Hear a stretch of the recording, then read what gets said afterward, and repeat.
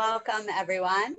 Thank you so much for joining Krav Maga, an Israeli experience. My name is Alicia Post. I am the National Program and Communications Director for the American Zionist Movement. Today is our third Beit Ha'am session this month. It is a partnership between the AZM, the WZO Department of Diaspora Affairs, and the CZF, the Canadian Zionist, CZF, Canadian Zionist Federation. So Krav Maga, as we know, these weekly programs have been focusing on different aspects of life in Israel. And this is what Zionism is all about, connecting us to Israel and our homeland.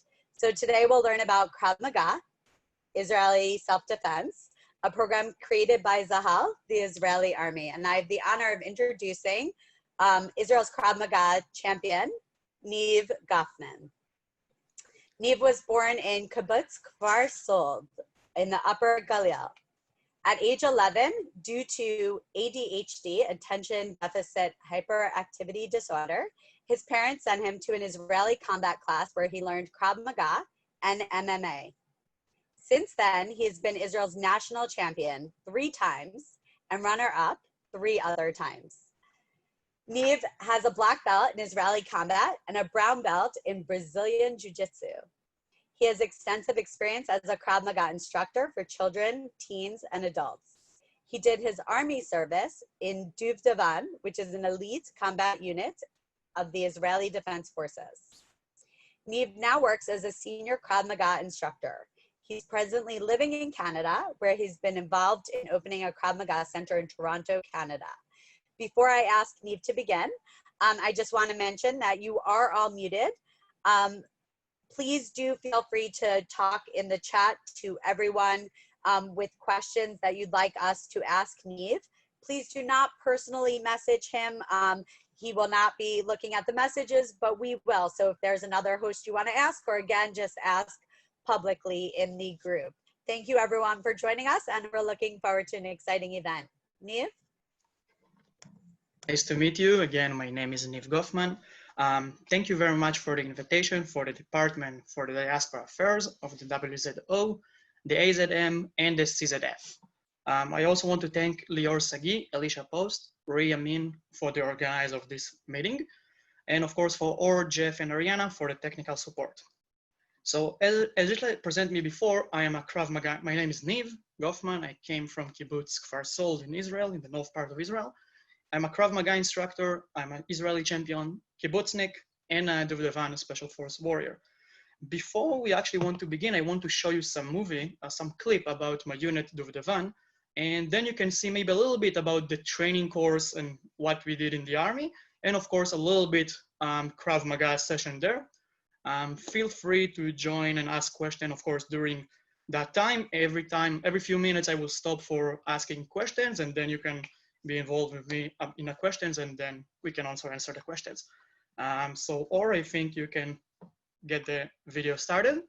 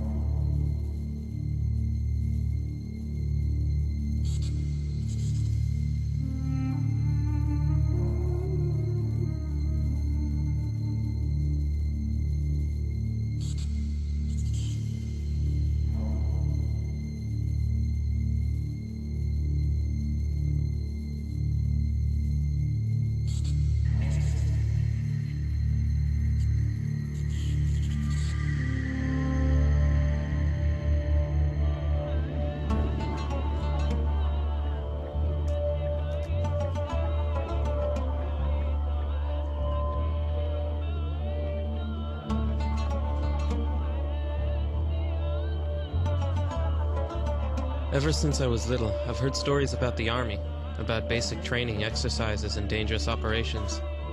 People always told me that I had something that the others don't. I couldn't have even begun to imagine the things I do today.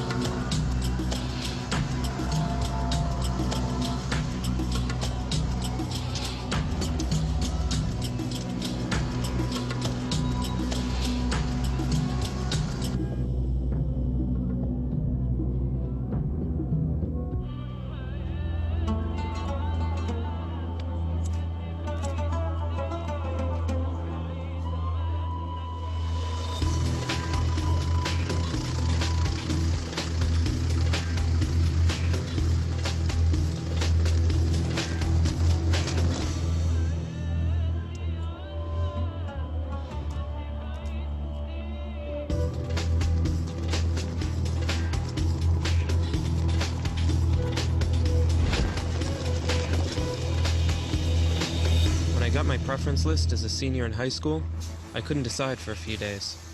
In the end, I marked Duvdevan at the top of the list. A few months later, I found myself in the trial stages for the paratroop brigade. In the boiling heat of the summer, with many others running in the sun, crawling, giving it all we had, everything to be the best. Back then, I had no idea what was waiting for me. I enlisted, and they sent me to the trial track for the special units. If the first track seemed difficult, this was a true nightmare. For a few days, I couldn't tell the difference between night and day. It was one of the most difficult, most tiring experiences that I've ever gone through. When everyone ran, I ran. When everyone crawled, I crawled. And when everyone slept, I just kept on running. בנימין מורס, התקבל. אחיה שץ, לא התקבל. Eventually, I found myself standing with the rest of the troopers at the last roll call. רון מזרחי, לא התקבל. רועי קסטיאל, When they told me I passed, התקבל. I couldn't help but smile. It took a year and 4 months. They trained us to be the best of the best. Aggressive but calm. Calculating yet spontaneous. React quickly, give it your best. Know the enemy and survive in impossible situations. After basic and advanced training, we few remained, the elite. We specialized in camouflage, in anti-terror warfare, studying lifestyles and Arab tradition. Here we learned that Duvdevan is a family, and we were a single generation out of many who were raised here.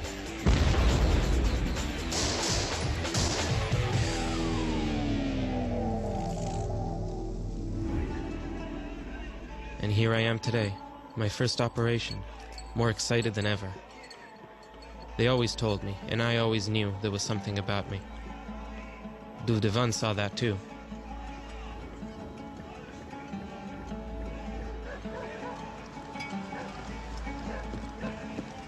And you wouldn't even recognize me if I passed you on the street.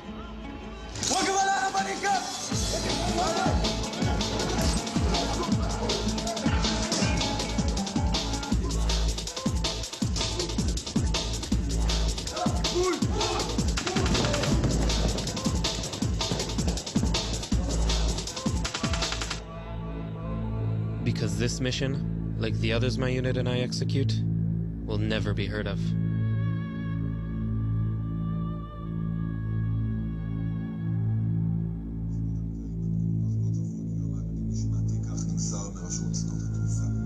ולידיעה נוספת, קרב יריות בין כנופיות בבית קפה בג'נין, נעדר אזרח פלסטיני, פעיל בכיר בחמאס.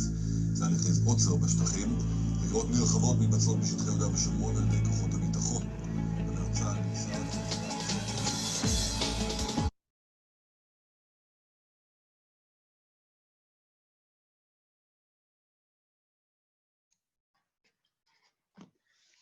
Okay, guys, and Jeff and Alicia, I just want to ask a small question in the beginning, just to see a little bit how the people know what they know about Krav Maga. So, guys, feel free just in the chat, in the group, what is Krav Maga? Did you heard about it? Something familiar? Anything? Just please type something quick. I just want to see a little bit of what the crowd here maybe know or maybe not. And then, of course, I will continue. So, Jeff and Alicia, just feel free to give me some answers before you want to start. So again, I just want to start. What is Krav Maga? What does that mean? You heard about it something? Please feel free to answer that. And then of course we will continue. Okay, let's see. We have a bunch of responses already. Okay. So we have close combat, contact combat created by Emi Steor in 1944. Constant motion, self-defense, hand-to-hand close combat, self-defense, close hand-to-hand combat, let's see, and self-defense. All right, great. So basically all of those answers are right. I will of course give a little bit more information about how the Krav Maga started and founded by Emi, of course, and then I will just talk how it's developed in the army and how it's involved to the Israeli combat systems, of course. And so basically Krav Maga, as you said, is not a typical martial arts. It's actually not martial arts at all. It's a self-defense. It's originally developed for the Israeli defense force, as a self-defense fighting, but has since been adopted for the army, for the police, and for the civilian life in Israel, all over the country. Krav Maga, driven from the street fight experience of Hungarian-Israeli martial artist named Imi Ichtenfeld. Imi was born in 1910. He competed in national, international levels, was a champion, right? Member of the Slovak national wrestling team. Imi made his training as a boxer, as a wrestler, as a gymnast, made it use during those developed time and technique in the early days. And of course, unfortunately, in those days, in the mid 40s, in the beginning of mid and late 30s, it started to be pogroms and a lot of fascist group in Bratislava. And Imi and other Jewish boxers and wrestlers and other martial artists start to regroup and create a group that actually can fight back those fascists and those people that are trying to harm the Jewish community over the diaspora, of course, in their region. Imi in 1942 actually joined the British Army. He served there for 2 years, and after that, he made Aliyah to Israel in 1944. He started beginning and training the Palmach, right, the Haganah and the Palmach. And when the Israeli state, right, was founded in 1948, and after that, of course, the founding of the IDF, Imi was the chief instructor of physical and mental health and fitness, and of course, the Krav Maga. Give me 1 second, guys.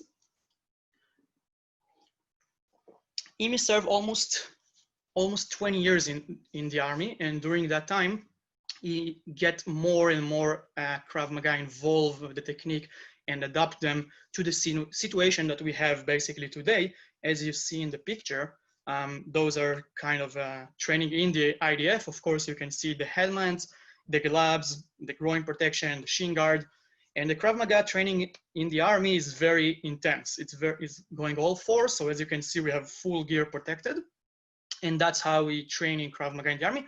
Of course, there is a lot of other training methods that related for Krav Maga through exercise and fitness and all of those stuff.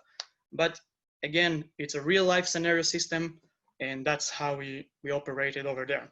After he finished his duty, Imi just opened up his Krav Maga gym in Netanya in Israel and started exporting this Krav Maga system that he started establishing in the army, exported all of Israel, and of course, after that, all over the world. Of course, Imi didn't do alone. He didn't invent the Krav Maga alone. He get help, of course, with other martial artists in Israel that was highly respected in judo and boxing. A little bit about the Krav Maga training. Of course, it's a mandatory training, even for the non-combative soldier, it's mandatory. So even if you're not a fighting soldier, you're gonna do in your basic training Krav Maga. If you're a combat soldier, you're gonna do basic and more advanced Krav Maga. And of course, when you serve in the elite special forces, so basically you get higher and higher level in Krav Maga. The unique thing about Krav Maga is not a sport. So that's the main difference between the Krav Maga and the other martial arts that we have today, that they are a sport. Even if 2000 years ago, the traditional martial arts that they are great was a fighting system, but today they are a sport. So that's the main difference. In sport today, we have rules. In Krav Maga, the only rule is survive. So basically you're gonna do everything you can in the strongest way, in the accurate way to get rid of the threat or to disable the threat or just finish the threat.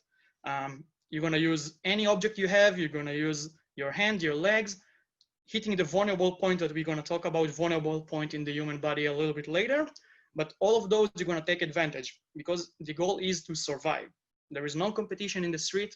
If you lose, it's might gonna be hospital, it's might gonna be your life. So that's the emphasis about that. Krav Maga is unique. It's very unique, what we'll call a living system. It's always developing and changing.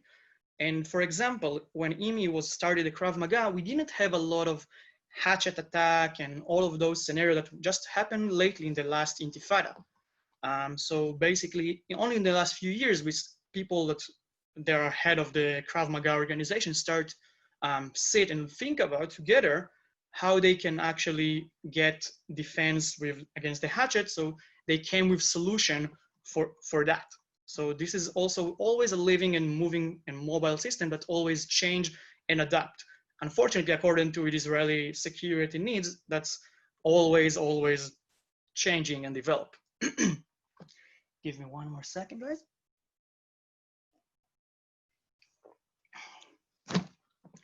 Another thing that's unique, Krav Maga is also working on your natural movement, okay? And everybody can learn it, even if you're adult, senior, a kid, a girl, a man, doesn't really matter. It's open for everyone. So you don't need to be the strongest person in the world. You don't need to be the fittest person in the world, because if that's not gonna work for the people that are weaker than you, that's not good enough for us. So it's meant to be like a worldwide thing that's gonna help for everyone. But of course, as the Krav Maga evolve all the time, we're trying to remain for the main principle that Imi and of course the other Krav Maga founder left us. And Imi said basically the most natural and efficient movement is the best and the right movement. That's the first sentence by Imi Lichtenfeld. And the second sentence that Eli Avikazer, that is Imi most accomplished student, minimum movement against maximum attack. Meaning if we have one defense that's actually very good for multiple attacks, it's better than one defense or two defense that are fancy and good, but you probably don't remember them. Remember, a lot of cases, there is a lot of way to attack you in the streets. Surprise, not surprise, it doesn't matter. So if you can limit the number of the defenses that you're learning, it's way better, because in a stressful situation, you probably don't remember your name. So definitely you will not remember all crazy some defense. So we're trying to, as much as we can, limit the number of defenses that you need to do that will help you in the street better. So Krav Maga, basically, it's not longer only like Israeli thing, it's spread worldwide. There is a lot of gyms in Israel and also all over the world, and that's part of what I'm doing now in Toronto, in Canada. So guys, if you have a little bit question, Jeff, Alicia, now it's the time to ask a little bit about the Krav Maga, the history. If you have some question, feel free to ask. I will just get a sip of water and yeah. If anyone has any questions, just feel free to put it in the group chat.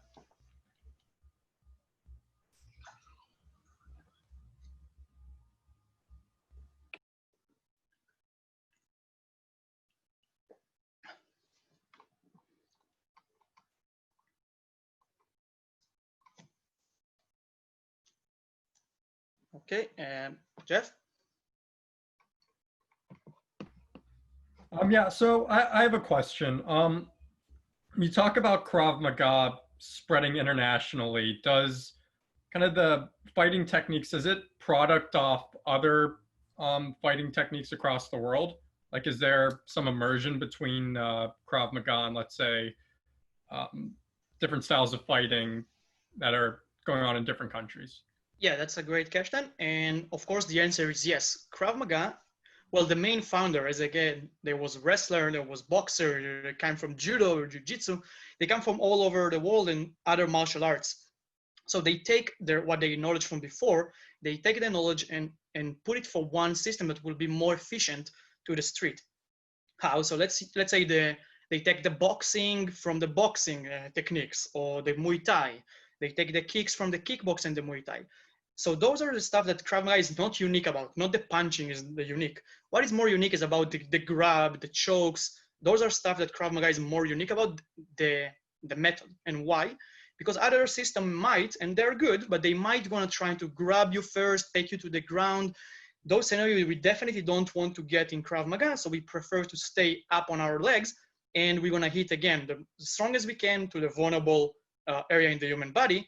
And of course, the thing that differentiates a lot of other martial arts or self-defense programs from Krav Maga is the defenses against the weapons, like guns, hatchet, knife, sticks, all kind of sort of weapons that we're giving solution for our students in order to defend. Of course, nothing is perfect. I'm not saying that if you learn Krav Maga, nobody can touch you, but we'll give you the tools to deal with stressful scenario that might happen you during life, and it's better to know what to do than don't. So yeah, definitely they taking some in from other martial arts and make it more realistic, more better, because most of the martial arts today, again, they are sport, and in the sport you have rules. Okay, and one more question for now, going off of talking about the sports element. Would you support Krav Maga having a sports element, as you yourself are a champion in it? Okay, so just let me small correct in the post that we have here. In Krav Maga, we don't have competition, not like other martial arts, especially because if we're gonna fight in Krav Maga style, I will try to hit your eyes, your nose, your throat, your groin, your knees. So basically, I don't think we're gonna left with too much people to fight with after 1 round or 2 rounds, right? So there is no competition in Krav Maga. I'm an Israeli champion, a former Israeli champion in Israeli combat. That was the foreign name of the MMA that you all know today, and the biggest organization of the MMA. It's here in the North America. It's UFC, and so I was a champion in that. Again, it's combining all the martial arts, the traditional martial arts, and of course, in Israel time, it starts with like more rules, and every year it's less and less rule until we get to the MMA that we have today. So we have Grover asking if you have any suggestions. I know you're in Canada, but if there's a place that you recommend people learning Krav Maga in the United States or?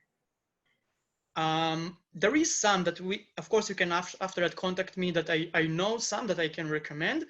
I don't know a lot because again, United States it's huge and there is many Krav Maga places. So if maybe after you want to contact me directly and tell me where he is living, if I know someone that I can recommend, of course I will. If not, I can also figure it out and ask my coach or other coaches that I know from the other organization, where is the best place to try to train Krav Maga according to his living place.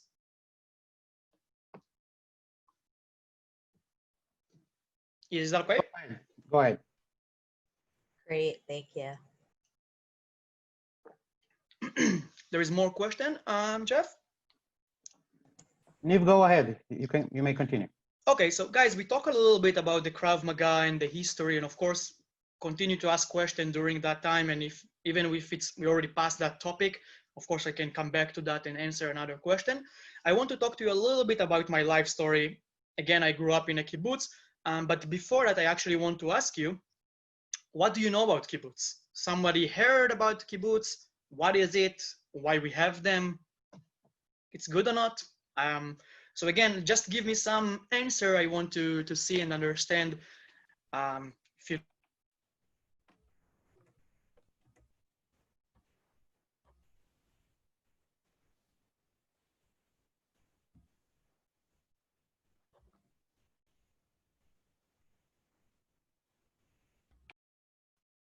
Okay, let's see. Why are there no Krav Maga? Is Krav Maga taught to female soldiers as well?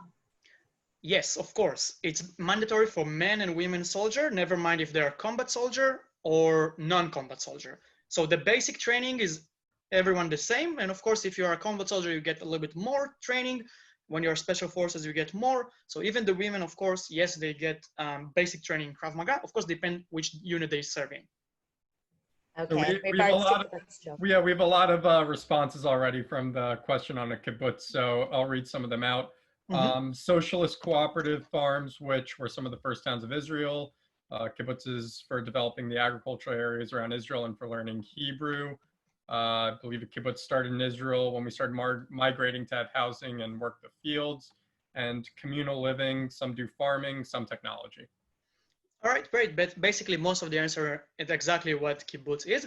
I will a little bit give points about the history of the kibbutz, how it started, why it started, and of course, we're going to move on during that time. So a little bit about the kibbutz. The kibbutz is a collective community that was traditionally based on agriculture, as you said, and the first kibbutz was established in Israel in 1909. Of course, today the kibbutzes have also factories, high tech, but the beginning of the kibbutz, majority based on agriculture. Kibbutzes also began as a utopian community that they are a combination between the socialism, right, and the Zionism, and built on the principle of equality. So everybody was equal, never mind if he was the manager of the factory or the manager of the field or the lower worker in the field that work the same, everybody will get the same. So equality again. People lived in the kibbutz called kibbutznik, they called kibbutznik, and they live and work to contribute to the livelihood of the kibbutz. Meaning the kibbutznik didn't involve any they didn't individually own tools or money or property. Basically, everything they got, if they got gifts from friends, parents, never mind, they will give it to the collective. They will give it to the kibbutz, to the common treasure. And how this is work, the treasury will get you everything you need accordingly, meaning that the kibbutz will provide the people everything they need. Every month you will get some sort of money. So let's say if you have a family of 2 kids, you will get $1,000. If you have 3 kids, so you get a little bit more. So every family will get, according to her needs, the money that they need to provide and to live fairly. And of course, the kibbutz also give you everything. It give you the education, it give you health, public health, education, transportation. So basically, it take care of all the field that in your life and give you some extra money to spend according to your life.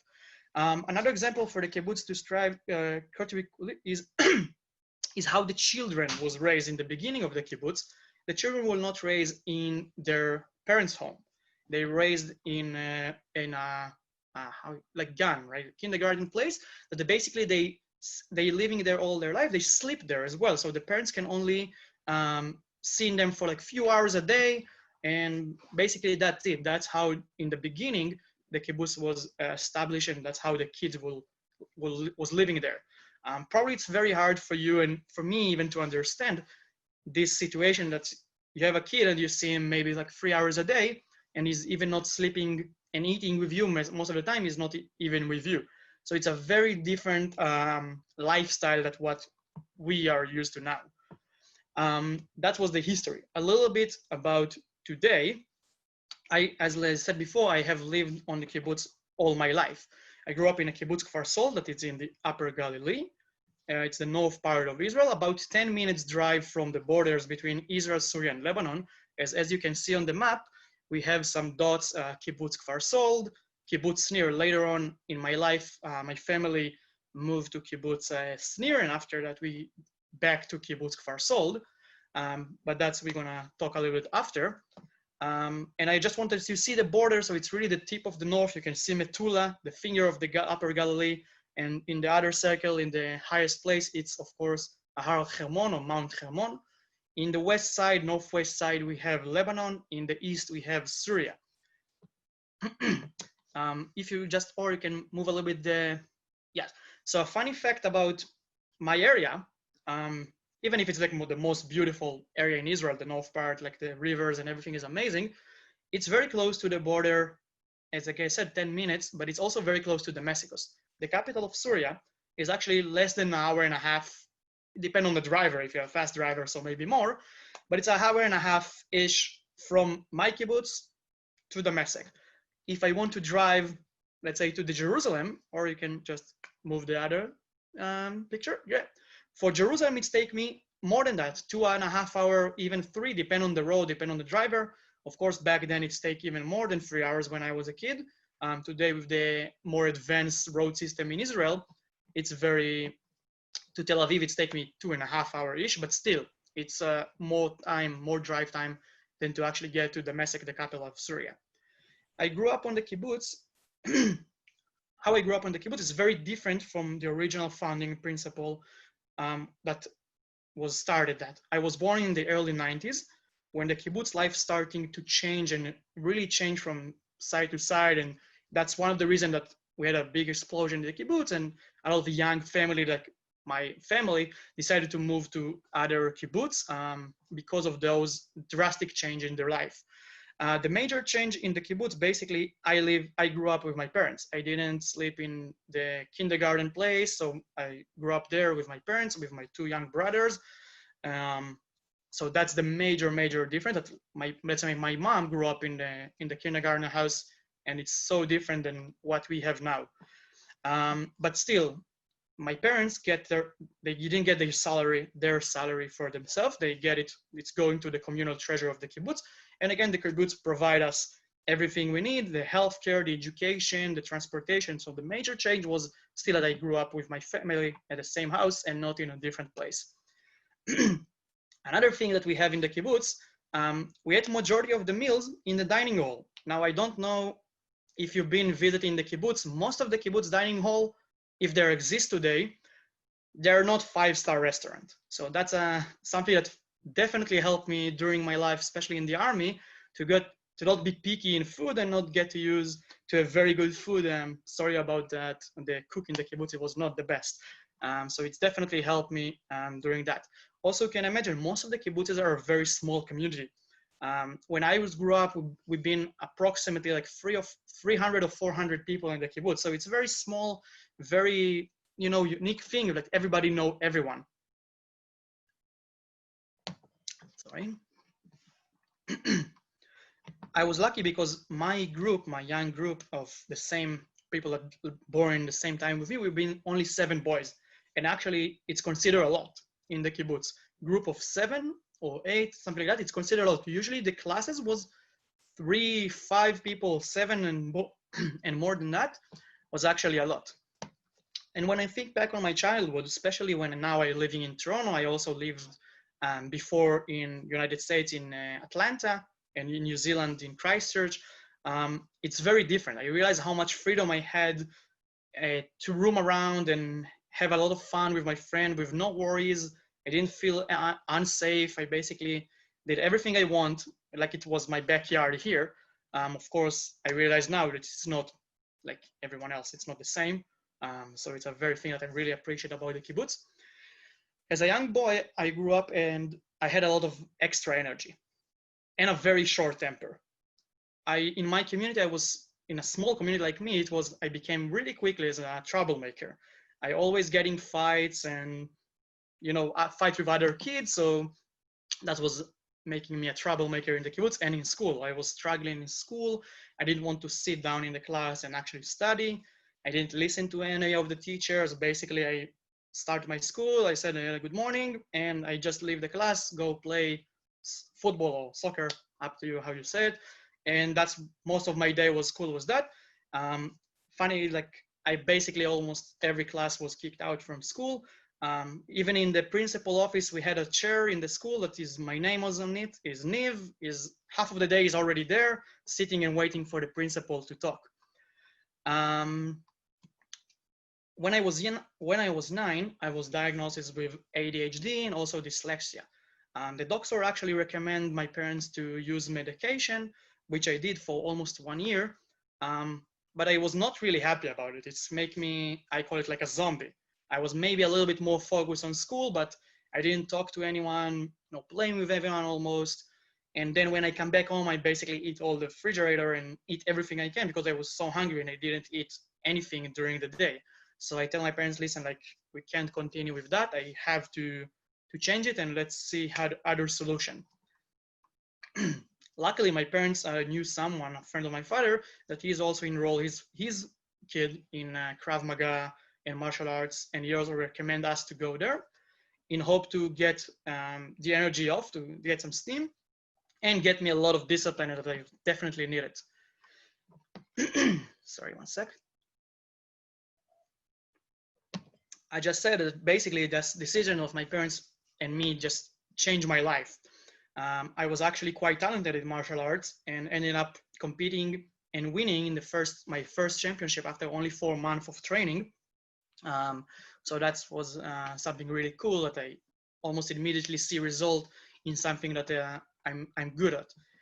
And as you probably know, the ADHD can affect on your attention span and your ability to focus and cause impulsive behavior and it's also damaging your ability to connect with a group sometimes. And so all those stuff was a little bit helping me more and more during my martial arts training. So I find something that is actually I'm good at it, and as more that it's given me discipline and responsibility and a way to overcome struggles or any issues that I have, help me to focus and develop respect for myself and for others and build self-confidence. I was lucky a little bit when I was a younger kid.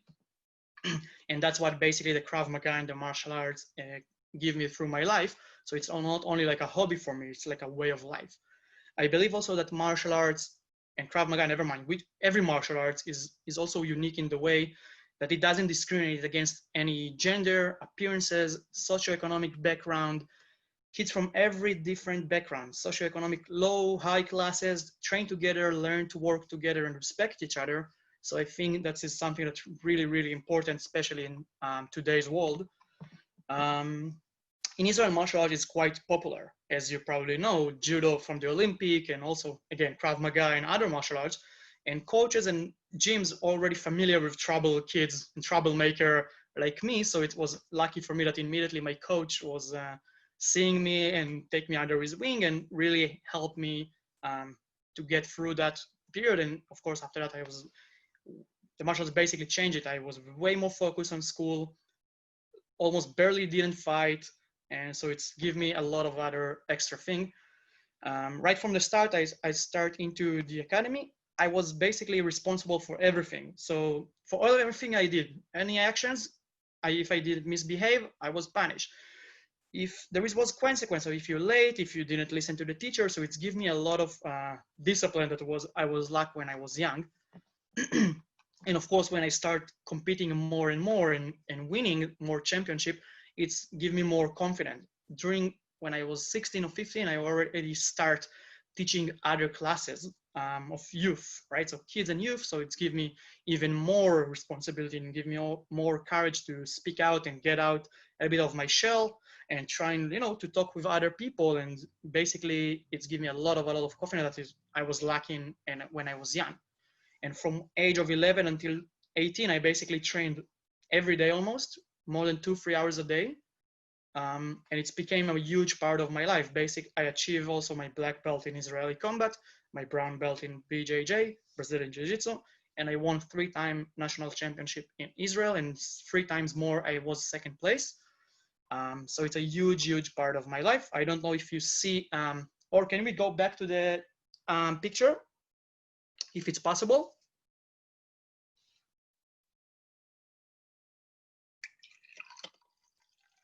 Great. So as you see, guys, that's small, a little bit picture from me and doing during the competition. One of them when I won, one time when I was second place. Here it's one of really before we start or in the middle of a fight. Guys, before moving on for a different topic, feel free to ask about that. So any question related to the kibbutz, to my life, to the Krav Maga, to the martial arts, how it's helping for ADHD kid to actually step up, and I can basically say that I'm no more a troublemaker, if I can say it. So we have I have 2 questions here. The first one is, how much training is needed to reach a level of competence so that you can be safe on the street? Okay, so first of all, this is very personal. Like everyone is different.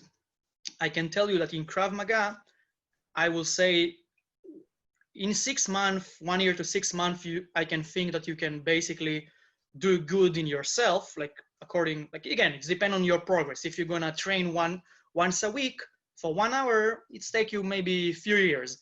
But if you're gonna train at least, I think minimum of training in any martial arts or anything that you do in your life that you want to be good at, it's need to be at least minimum of 2-3 hours, 4 hours a week.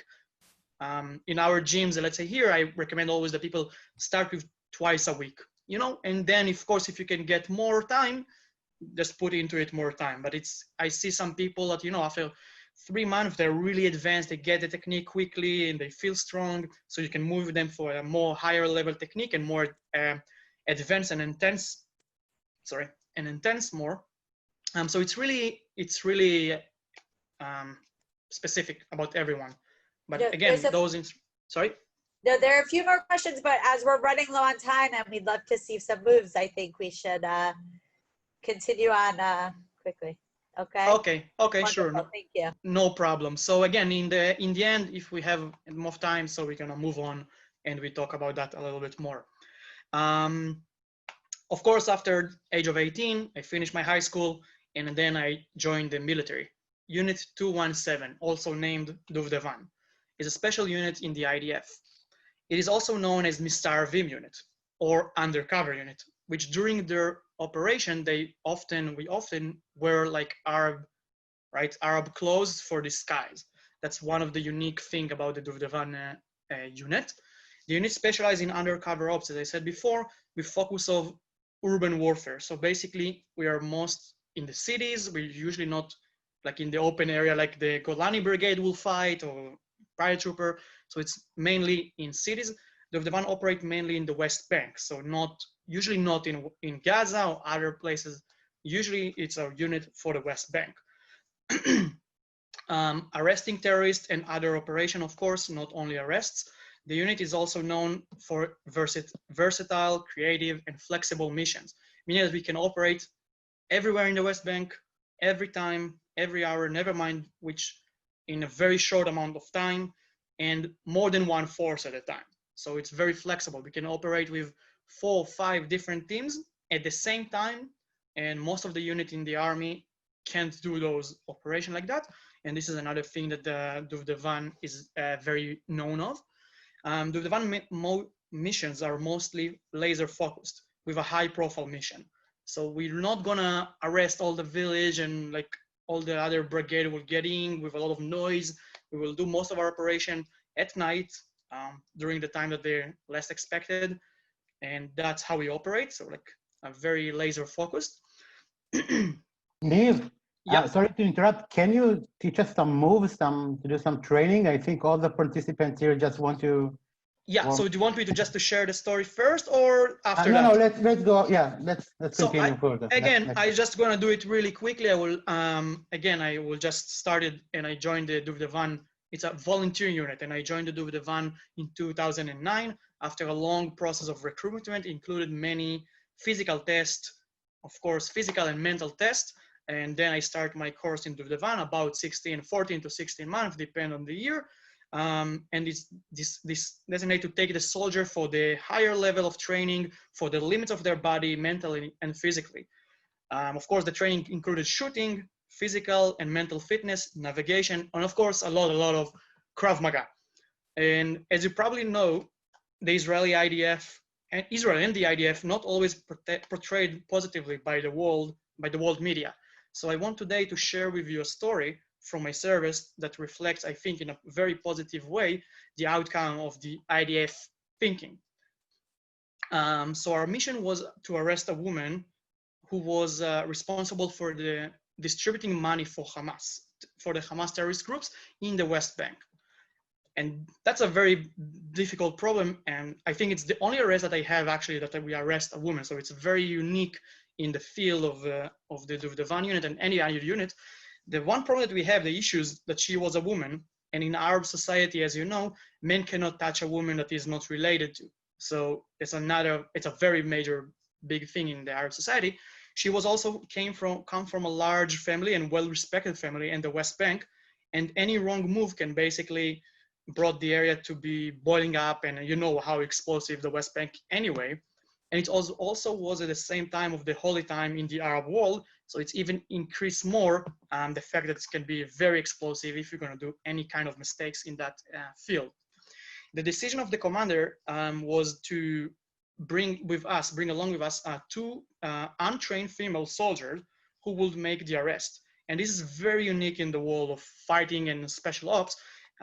This has added even more pressure, more risk already that we have in those situations. Think about it, girls, we have combat soldiers that they are women, but again, because of the short time of the window that we have to arrest these women, we didn't have time to do that. So a girl that don't know how to shoot, never training those with us, it's very, very important for us to get a lot of connection and, you know, to be the same eye contact with others. So it's take time to work in special ops. So this is a very big risk that you join the operation someone that is not with the force in a daily basis. So it's a very big risk. That's how we, sorry, one sec. So anyway, the commander will also ask us like, what is our opinion? And another thing in the special forces, you always have to speak up if you want, even if you're against that, you always speak up, you said your mind.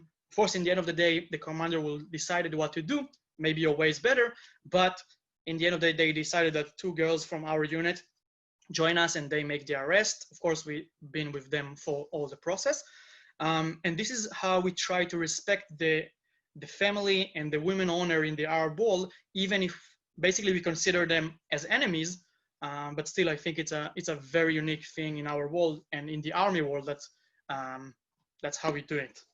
So yes, Lior, sorry about that. So now guys, if you have question before, if not, we're gonna move for some demonstration. Let's go straight to the demonstration. We Straight have to some demonstration. questions, but we can always follow up with you later. I think we're eager to see some moves. Okay, so guys, give me 1 second. I just gonna set up over here the spot. Give me 1 sec. Sure. Opa. Let's Okay. see. What might you So guys, to show today and help me today, we have Gideon with us. Gideon is the father of the Israeli family that I'm screening here. So Gideon, if you can come from the other side. And let's talk about, until Gideon will come, we're gonna talk about a little bit about Krav Maga and again, the vulnerable point in the human body, because those are the most important thing that we're trying to aim every time to hit the other person with. So again, in the upper body, say hi, Gideon. Great. Hello.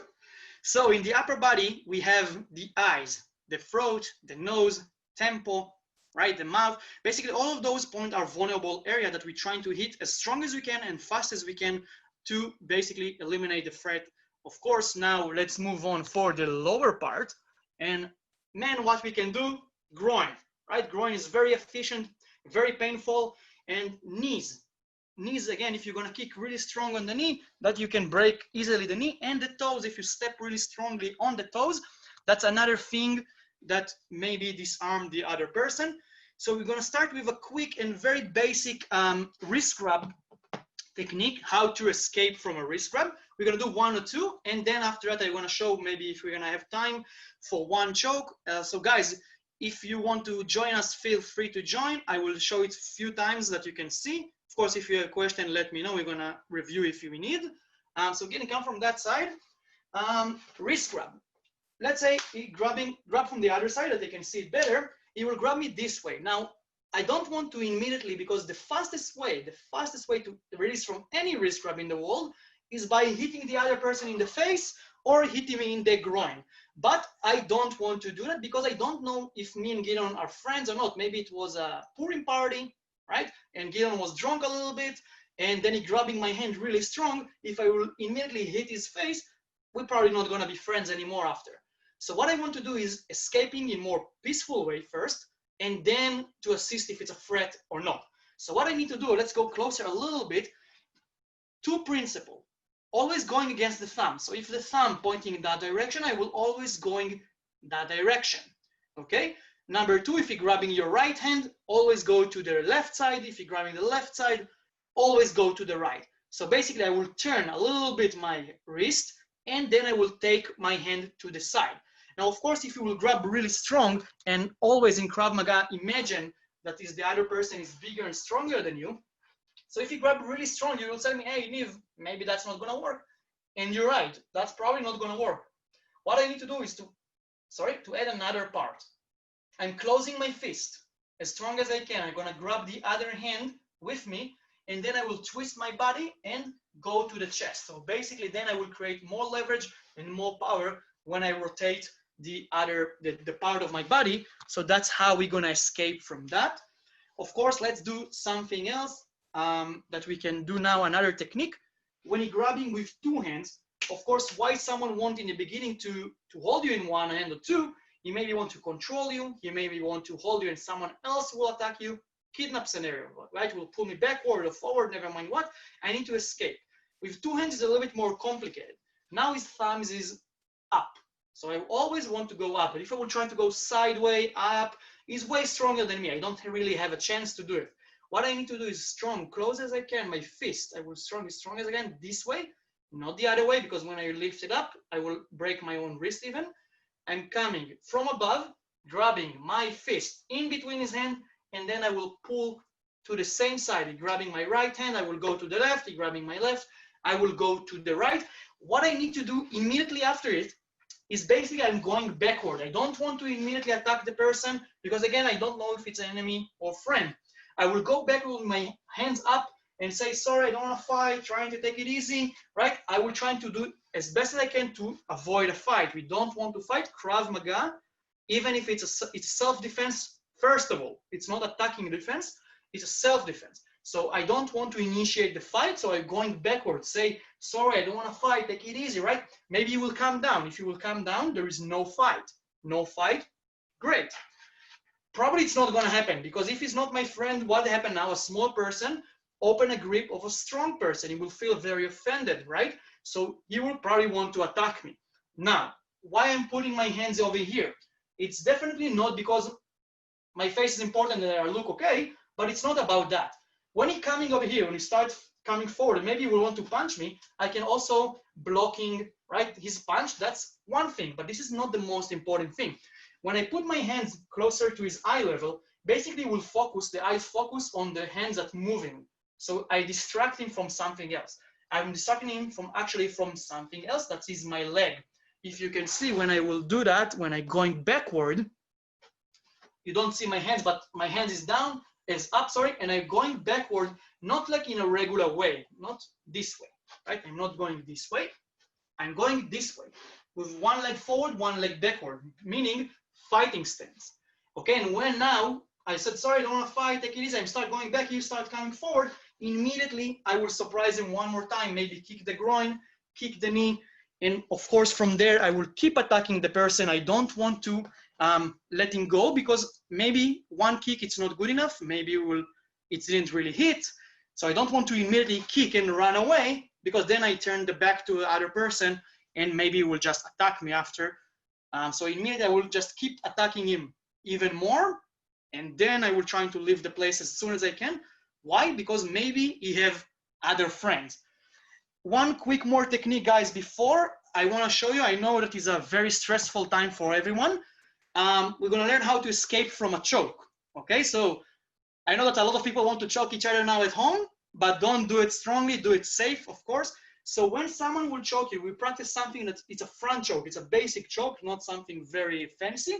But when someone will choke you, he definitely not your friend. I want to escape as soon as I can. What are you going to do? One hand, my weaker hand will go to the wrist area, and my other strong hand go under and hit the other person face. Never mind if it's closed, open hand, eye gouge, throat, everything goes. After I hit his face, grabbing the shoulder and knee the groin.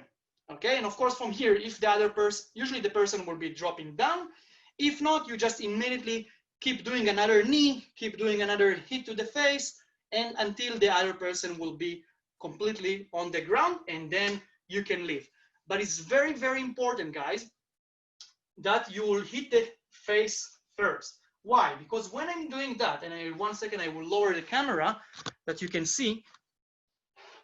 Let's go back a little bit. When I'm doing that, let's say I open the hand, I didn't hit the face, I grab him immediately, let's go back a little bit. I immediately hit the shoulder, but now I don't hit his face. When I lift my knee up, he will basically push me down, and then I will be on the ground. And this is definitely a scenario that I don't want to be in, because on the ground I have less chances to win, especially again, we said that he's a way stronger and bigger person than me. To be on the ground is definitely not an option. I know because we are short of time, so we didn't have time a lot of practice today. Alicia, tell me if you want us to continue, or should I demonstrate another technique? Let's do one more technique. Everyone's really enjoying it. There's some really great comments, and there were a ton of good questions too, but I think the action and people really find it's being useful, especially nowadays with so much going on, and it's important to be able to protect yourself. So. Okay, so I will show another technique. Another thing that's happening a lot in street fight or other occasion, it's bear hugs, okay? Any scenario of bear hug is gonna be difficult, because basically what the person wants to do is controlling you, lift you up, now two options, or immediately will take you down to the ground and immediately start hitting, or it's a kidnap scenario, right? He will just lift you up and let's go, okay? Never mind if you're a small person, strong person, that's a very stressful scenario. Also, because you don't know if he's coming from behind, from the front, from the side, there is so many options, and so many, if my hand is up, my hand is inside, who knows? So what we're gonna do now, we're basically gonna do one bear hug, and let's do the front bear hug, because you can see it actually a little bit better than the back bear hug. But of course, for every bear hug or any other attack that we're gonna do, we have a solution. So when you're gonna grab me bear hug, again, now we're gonna do, one second, I will show. We're gonna do closed bear hug this way from the front that my hands are caught inside, okay? So when you will do that, again, he's not my friend anymore. Someone that bear hug you in the street, he don't want to hug you. He's not your friend. What I can do, first option, bite. I know it sounds very vicious and it's messy and dirty. No, bite. Bite the neck, bite the sternum, bite the ear, everything you can find, bite. Grabbing his hips and knee the groin. 1 second, we're going to lower the camera. After I bite, I'm grabbing his hips and immediately I knee the groin. I can also step on the toes as much as I want, strong as I can. Of course, in reality, I don't need to use all of the three, like I don't need to bite, knee, and step. I will basically do one or two, or even just one. Grabbing the hips, knee as strong as I can, 1 time, 2 times, 3 times, it doesn't really matter until you will just let it go. When you let it go, keep attacking him a little bit more, okay? Don't think that you will, after 10 seconds, maybe will come back. So who knows if you're able to run that fast or that far, or maybe you have more friends. So I want to attack him soon as I can, fast as I can, strong as I can, and then check the area. Maybe there is someone behind me, maybe in front, maybe there is more people. If not, just leave the place. You don't want to wait and find out, there is more people. Of course, another scenario, right? If someone run at you with a bear hug, you don't need to wait and tell him, just come closer, grab me in the bear hug because I just saw how to open a bear hug. No, if you can prevent the bear hug or to choke, never mind what, if you can prevent it before, meaning that if you will come forward, if I can prevent it, so immediately I can hit the face or kick the groin or kick the knee, and immediately I will prevent the attack before he actually grabbing me. So it's a better use. I don't need to wait because I just now know how to open a bear hug. I will immediately engage in attack and prevent the attack before it's happened. Awesome. That was so useful. We really enjoyed it. And in fact, some people were talking about maybe another session with some more action items. We really loved your story going, from struggles to strength and how you turned what you do into, a positive way of protecting yourself. And it really was very enjoyable. I'll speak for myself, but also from the comments. We thank you so much, Niv. We will definitely have more programming. In fact, next Thursday, we'll have another session. It will be a movie. Check out azm.org. I will also send you a thank you note with a link if you're interested in joining our program next Thursday. And we will continue to do more programming, again, on behalf of the AZM, the American Zionist Movement, the WZO DDA, Department of Diaspora Activity Affairs, and the CZF, the Canadian Zionist Federation. We thank you so much, and we look forward to more programming and being in touch. Everyone, please stay safe and stay healthy, and we look forward to seeing you soon. Guys, just 1 second from me. Again, I just want to thank everyone that joined us today, for the people that involved in doing that session with me, and stay safe, stay healthy. Of course, we can maybe leave my email in the chat if people want to contact me after that privately, ask question. Really feel free to do that. Anything from a question about the demonstration, question about my life story, question on where to train in, I don't know, in New York, or where to train, never mind. Feel free to contact me, and I hope we can do it maybe one more time. And again, thank you very much. Wonderful, thank you. And thank you to Jeff, Ariana, or Lior, and everyone for your help. We appreciate it. See you soon. Stay safe.